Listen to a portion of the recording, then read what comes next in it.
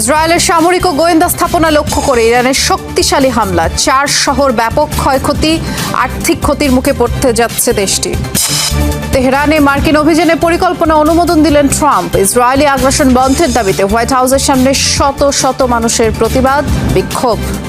Israel Iran সংঘাতে তেহরানকে মস্কোর ঘনিষ্ঠ মিত্র আখ্যা পুতিনের। খামেনি প্রশাসনের পক্ষে থাকার ইঙ্গিত রুশ প্রেসিডেন্টের। রাতের নিস্তব্ধতা ভেদ করে একের পর এক ইরানি ক্ষেপণাস্ত্র ছুটে যাচ্ছে ইসরায়েলের দিকে। পশ্চিম তীর জেরুজালেমের আকাশে ধরা পড়ে সেই দৃশ্য। কিছুক্ষণ পরই প্রতিরক্ষা ব্যবস্থা ভেদ করে ইসরায়েলের কমপক্ষে 4টি স্থানে আঘাত হানে মিসাইলগুলো। বৃহস্পতিবার ভোররাত থেকে ইসরায়েলে বড়সড় অভিযান চালায় ইরান। টার্গেট করা হয় মধ্য এবং দক্ষিণ ইসরায়েলের 4 স্থান। এর মধ্যে 3টি মধ্যাঞ্চল এবং তেল আবিবের কাছাকাছি এলাকা। আইডিএফ এর কমান্ড সেন্টার সহ একটি গোয়েন্দা স্থাপনা ধ্বংসের দাবি করে তেহরান। ক্ষতিগ্রস্ত হোলন নামক এলাকার একটি আবাসিক স্থাপনা। ইসরায়েল ইরান সংঘাত যত বাড়ছে, রাশিয়ার অবস্থান নিয়ে আলোচনা চলছে।